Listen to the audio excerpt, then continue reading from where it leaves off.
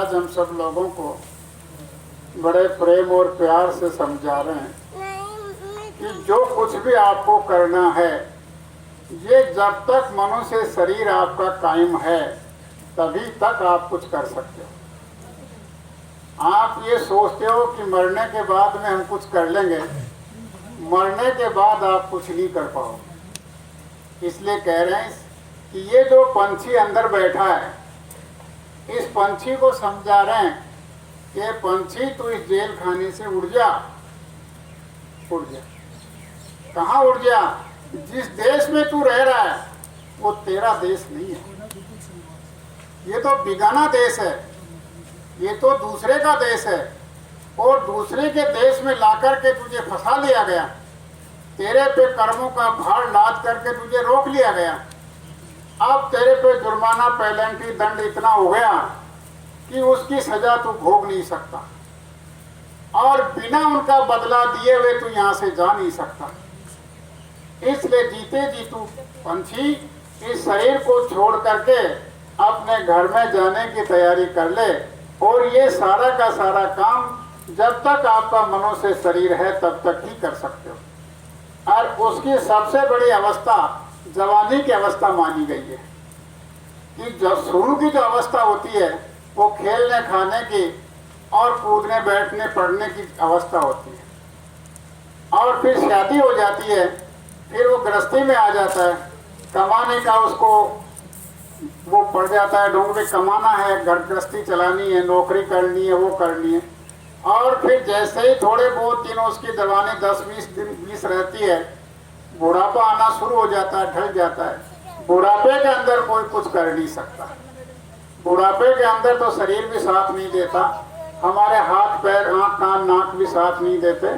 तो ये जो बीच की अवस्था जवानी की है, कर ले निज का जवानी में 2 दिन की जिंदगानी में, तो जो काम किया जाता है वो जवानी में किया जाता है। तो गुरु महाराज समझाते हैं कि हम लोगों को इस मनुष्य शरीर में बैठ करके जो बोलने वाला पंछी है, इसको इस कैद खाने से जीवन में शरीर में रहते हुए इसको आज़ाद करवाना है। अगर ये काम नहीं किया तो हमारे जीवन बेकार चला जाएगा। अब आप जिस जिस चीज में फंसे हुए हो उसको सुनो।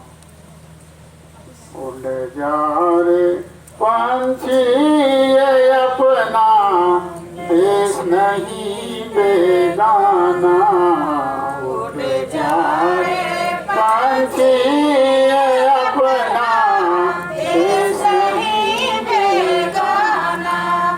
आदमी क्या करता है? आप उस काम से यहाँ बैठे हो तो उससे तो बच गए।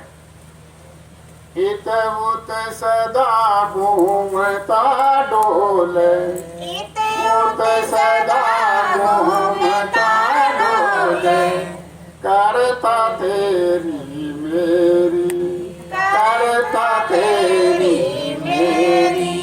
यहाँ बैठा, वहाँ बैठा, दुकान पे बैठा, स्टैंड पे बैठा, वहाँ तो वहाँ क्या करते हो आप लोग बैठ करके? अगर आप तेरी मेरी नहीं करोगे तो बात शुरू हो जाएगी क्या? बात बिल्कुल शुरू नहीं होगी।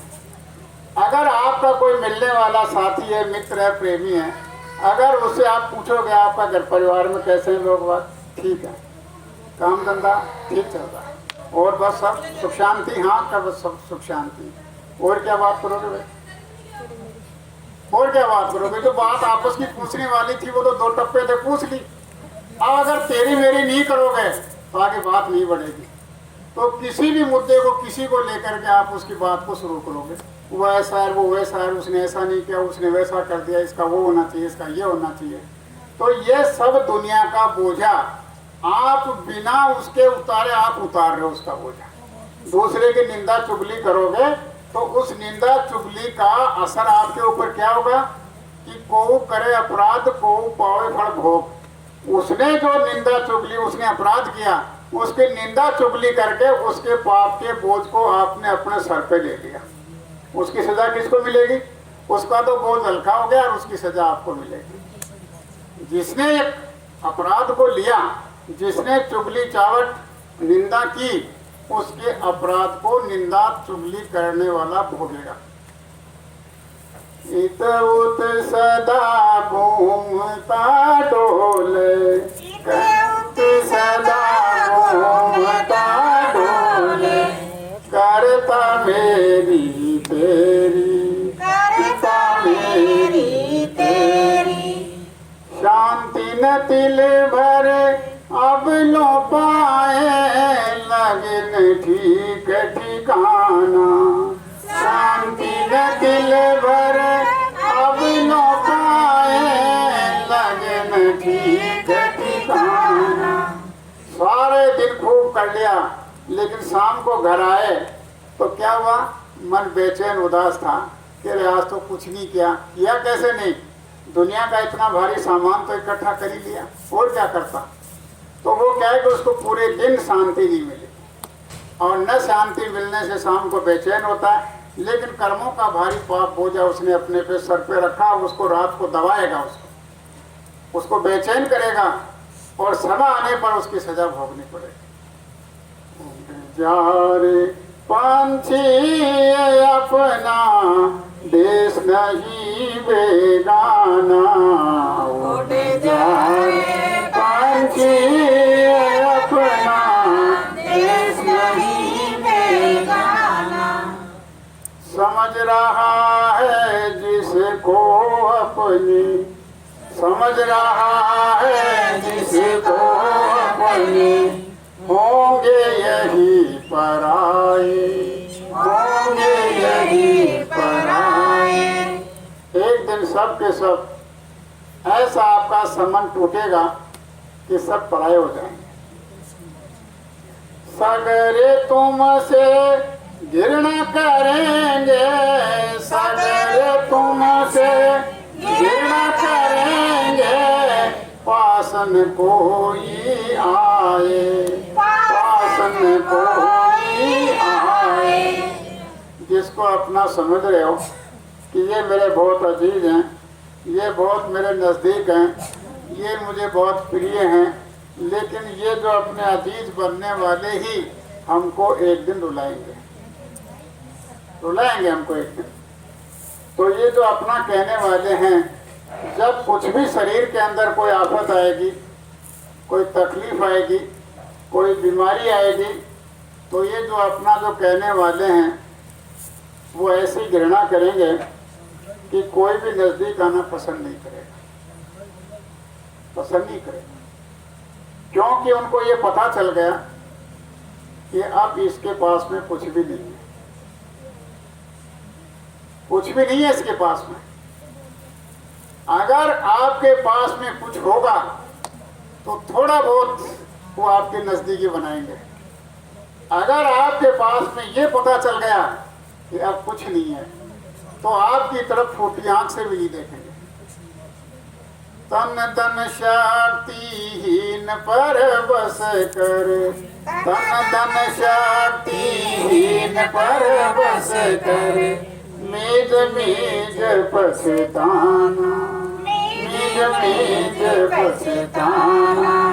जब आपके तन में शक्ति नहीं रहेगी, आपके पास में धन नहीं रहेगा, आपके पास में कोई हुकूमत नहीं रहेगी, आप किसी काबिल नहीं रहोगे, तो खाट में पड़े पड़े पछताओगे कि तेरी तूती बोलती थी एक दिन, तेरे आगे और पीछे चलते थे, परिवार वाले तेरे बिना देखे खाना नहीं खाते थे, औरत तेरे पास में रहती थी, शाम को नहीं आता था तो बार बार पूछा करते थे। आज वो लोग क्या हो गया? कोई नजदीक नहीं आता, खाट में पड़ा पड़ा अपना पहले के सारे वो सोचता रहता है, विचार करता रहता है। तो इसलिए जब तन की शक्ति खत्म हो जाती है और धन की शक्ति खत्म हो जाती है, उसकी पावर खत्म हो जाती है, कुछ करने लायक नहीं रहता है, तो ऐसी स्थिति सबके सामने आती है। उड़ जा रे पंछी अपना देश नहीं बेगाना, उड़ जा रे पंछी अपना देश नहीं बेगाना। आप थोड़ा सा विचार करो कि ये जो बाबा जय गुरुदेव जी महाराज ने, इन्होंने 1970 के अंदर 1970 में ये बात कही थी, वृद्ध व अपाहिज पैसा राजकोष से खाएंगे, वृद्ध व अपाहिज पैसा राजकोष से खाएंगे। जो बूढ़े हैं, जो वृद्ध हैं, जो अपाहिज हैं, जो कमा नहीं सकते, जो एक हाथ से पैर से विकलांग हो गए, उनको राज पैसा देगा। ये बात 1970 में बाबा जी ने बताई थी। उस समय पर इतना शोर शराबा मचाया कि देश के अंदर इतने बुजुर्ग हैं, इतने लोग हैं, उन लोग सारे के सारे लोग खजाने से पैसा लेंगे, सरकार से पैसा लेंगे तो खजाना खाली हो जाएगा। तो बाबा जी ने एक ही बात बताई कि तुम कितना ही चिल्लाओ, वक्त आ जाने दो, सब काम आपके सामने होगा। तो अब आप लोगों के घरों के अंदर आप लोग देख रहे हो, बुजुर्गों की पेंशन आती है कि नहीं आती है? 1,000 रुपये आती है कि नहीं आती है? जो विकलांग है उनको पैसा मिलता है कि नहीं मिलता है? अगर आज इन बुजुर्गों की पेंशन बंद कर दी जाए तो आप 2 मिनट के लिए विचार करो कि उन बुजुर्गों के पास में कुछ खर्च करने का क्या आधार है? कुछ नहीं, कुछ भी आधार नहीं। तो ये पैसा इनको थोड़ा मिल रहा है, इसलिए उस पैसे से अपना काम काज निकाल लेते हैं। अपने बहन बेटी को आती है उसको भी कुछ पूर्ण पावला दे देते हैं, और अपनी मन इच्छा के अनुसार कोई थोड़ा बहुत खर्च भी कर लेते हैं, और किसी को देना लेना है तो उसको भी दे लेते हैं। 1000 रुपये से अपना घर खर्चा आराम से चलाते हैं। दोनों आदमी मौजूद हैं तो दोनों 2000 रुपये मिला करके अपना खर्चा अच्छी तरह से चला लेते हैं, किसी के सहारे नहीं रहते। उड़ जा रे पंछी अपना देश नहीं बेगाना, उड़ जा रे पंछी अपना देश नहीं बेगाना। जिस नगरी में करे बसेरा, जिस नगरी में करे बसेरा, तेरी नहीं पराई, तेरी नहीं पराई। जहाँ हम लोग बैठे हुए हैं, हम लोग निवास कर रहे हैं, वो स्थान हमारा नहीं है। आप लोग अच्छी तरह से दिल दिमाग में बिठा लो, ये स्थान हमारा नहीं है, ये स्थान किसी और का है। उसने थोड़े समय के लिए हमको इस स्थान पर ठहराया कि तुम विश्राम कर लो, और विश्राम करो तो ये मनुष्य शरीर मैंने दिया है, इसका असली काम कर लो। असली काम नहीं करोगे तो मैं यहाँ से निकाल दूंगा, और फिर ये स्थान, ये जगह आपको दोबारा नहीं मिलेगी, क्योंकि ये जगह तुम अपनी मान करके बैठे हुए, तेरी नहीं है।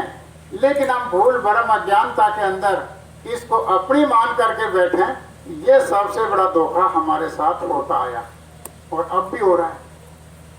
जिस नगरी में करे बसेरा, जिस नगरी में करे बसेरा, तेरी नहीं पराई, तेरी नहीं पराई।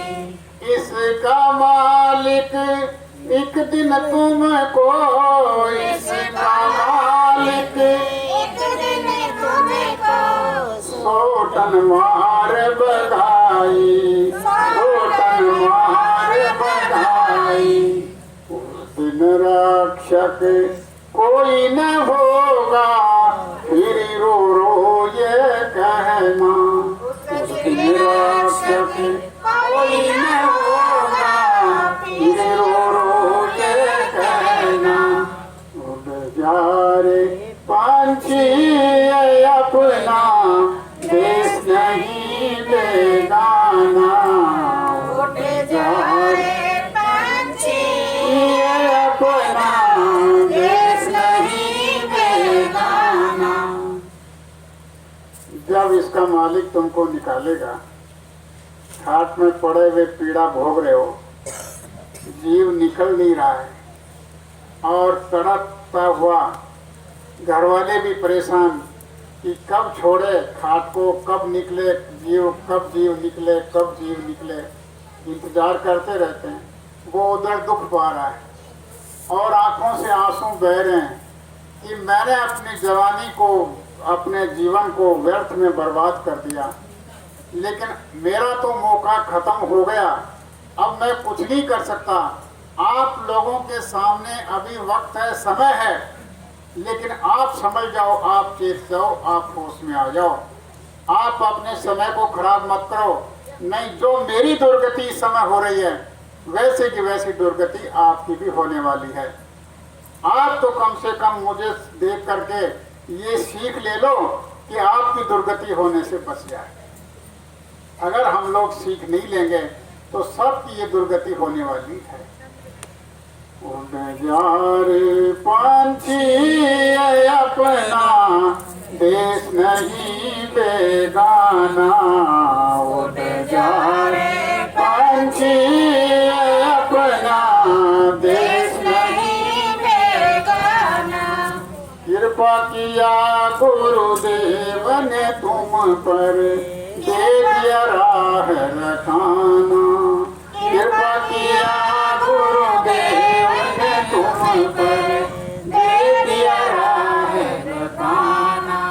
जब हम यहाँ पर दुख में, तकलीफ में, पीड़ा में बिलबिला रहे थे, हम लोग परेशान थे, गरीबी से परेशान थे, बीमारी से परेशान थे, तंगहाली थी, घर परिवार में सब लोग दुखी थे, तो इन मालिक ने बताया कि ये तो दुख का देश है, तुम यहाँ सुख की तलाश अगर करना चाहते हो तो यहाँ सुख नहीं मिलेगा, सुख तो तुम्हारे घर में मिलेगा। दूसरे के घर में कभी किसी को सुख नहीं मिलता है, दूसरे का घर तो थूक का ही डर। अगर दूसरे के घर में आओगे तो बड़े अदब के साथ में रहना पड़ेगा, सावधानी के साथ में रहना पड़ेगा। अदब सावधानी से नहीं रहोगे तो 2 मिनट में कान पकड़ करके बाहर निकाल देगा। तो आप लोगों को ये बताया जा रहा है, समझाया जा रहा है गुरु महाराज के द्वारा कि इस स्थिति को देख करके उन्होंने अपने पास बुलाया, समझाया कि आप लोग सुनो मेरी बात को, मैं तुमको उस घर का भेद बताने के लिए धरती पर आप जैसा मनुष्य शरीर लेकर के आप लोगों के बीच में मैं आया हूँ और आप लोगों को मैं ये बात समझा रहा हूँ कि आप लोग चलो, ये आपका घर नहीं, आपका देश नहीं, आपका सामान नहीं, आपका परिवार नहीं, आपके कुटुंब कबीला नहीं। जितने दिन आप यहाँ रहोगे तब तक आपका साथ है और जब आप चले जाओगे तो सारा साथ आपका छूट जाएगा। इसलिए आप उस घर परिवार में चलो जो आपके रहने वाले सच्चे साथी जो रहते हैं उस घर में चलो। तो रास्ता बता रहे हैं, कृपा किया गुरुदेव ने तुम पर, दे दिया राह रखाना। कृपा किया गुरुदेव ने तुम पर, दे दिया राह रखाना। अब समझा रहे हैं आपको कि आपके जीवन का जो समय बीत गया उसको तो बीत जाने दो, क्योंकि बीता हुआ कभी वापस नहीं आता है, वो चला गया तो चला गया। अब बीचे तो चढ़ो अधर में, अच्छा जहाँ ठिकाना। अब बीचे तो चढ़ो अधर में, सच्चा जहाँ ठिकाना। अब भी चेत जाओ, अब भी आप लोग विचार करो, अब भी होश में आ जाओ और विचार करके जहाँ आपका ठिकाना है, जहाँ आपका घर है, जहाँ आपको मनुष्य शरीर में बैठ करके जीते जी अपने घर में जाकर के उस घर को देखना है, वो काम आप कर लो। जब वो काम आप जीते जी अपने घर में बैठ करके और उस घर को देख लोगे तो आपको अंत समय के अंदर जाते वक्त कोई तकलीफ नहीं होगी। क्यों नहीं होगी? कि आपके ऊपर सारा जो पाप कर्मों का बोझा था, जो पाप आपने लाद रखे थे, वो सारे के सारे पाप कर्मों के बोझे को आपने खत्म करके और एकदम खाली कर दिया। अब आपकी तलाशी ली जा रही है, लेकिन आपके पल्ले कोई भी ऐसी चीज नहीं मिल रही है जो कि आपके लिए दुखदाई बने। आपका पल्ला एकदम साफ है, आपको कोई रोक टोक नहीं आने और जाने की, तो अपने घर में आओ जाओ, कौन रोकेगा? घाट जगाती क्या करे, जो सिर बोझ न होय, जो आपके सिर पर पाप कर्मों का बोझा नहीं होगा तो आपकी तलाशी लेने वाला आपको कैसे रोक सकता है कि मेरे पास तो कुछ नहीं है। अगर आप रेल का टिकट लेकर के रेल में बैठोगे तो टीटी क्या कर लेगा आपका? कुछ नहीं कर सकता कि मेरे पास में तो यहाँ से यहाँ तक का टिकट है और मैं यहाँ से यहाँ की यात्रा कर सकता हूँ, चाहे टीटी आए चाहे कोई जाए। तो जब आपके पास में अपने घर में जाने का टिकट मिल जाएगा तो इसमें रास्ते में चेकिंग करने वाला आपकी क्या चेकिंग करेगा, और चेकिंग कर भी लेगा और चेकिंग करने के दौरान उसको कुछ नहीं मिलेगा तो आपको कोई रोक सकता है? कोई नहीं रोक सकता। अब बीचे तो चढ़ो अदर में सच्चा जहां ठिकाना, अब बीचे तो चढ़ो अदर में सच्चा जहां ठिकाना। अगर आप लोग कहोगे कि हमें तो नहीं जाना,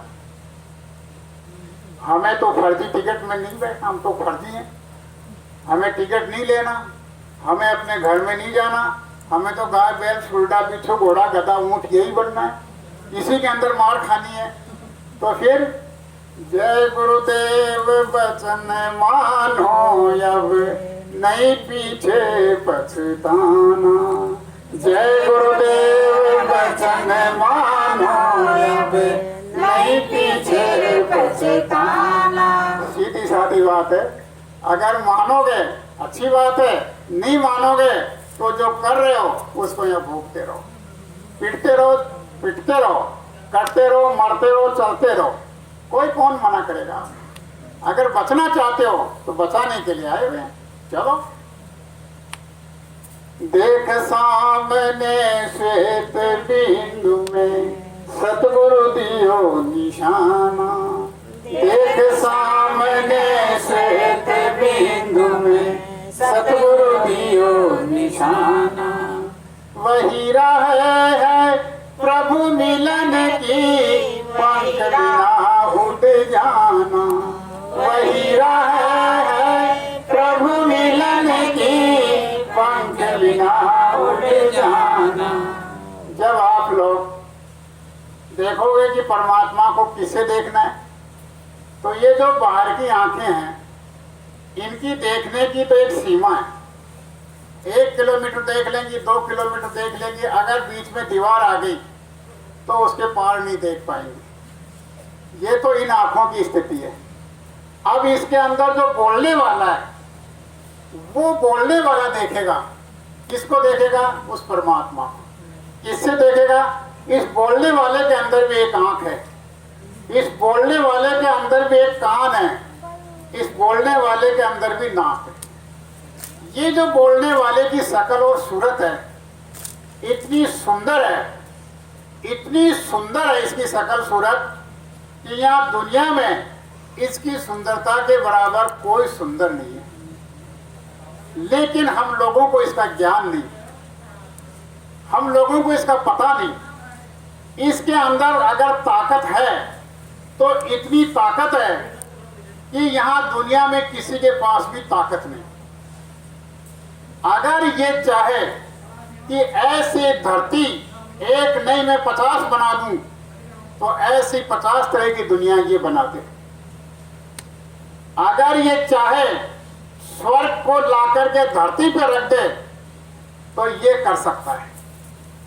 अगर ये चाहे नरक खत्म कर दिए जाएं तो ये एक क्षण के अंदर नरकों को खत्म कर दे। इतनी बड़ी ताकत ये जो बोलने वाला अंदर बैठा है ये लेकर के बैठा है।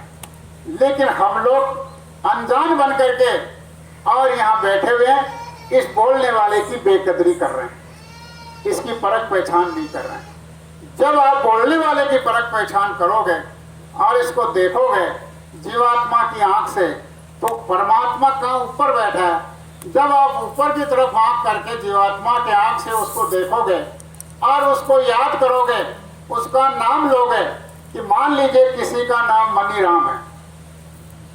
अब हम लोग आवाज लगाएंगे मनीराम जी, तो मनीराम जी के तुरंत हलचल होगी कि मेरा नाम किसने लिया। तो अगर आप उसको मनीराम जी को कहोगे काना राम जी तो मनीराम नहीं बोलेगा, क्योंकि पता नहीं कौन है काना राम, अपना तो नाम है नहीं, अपना तो नाम मनी राम है। तो उस परमात्मा का जब आप लोग सच्चा नाम बोलोगे, अब उस परमात्मा के सच्चे नाम का किसको पता है?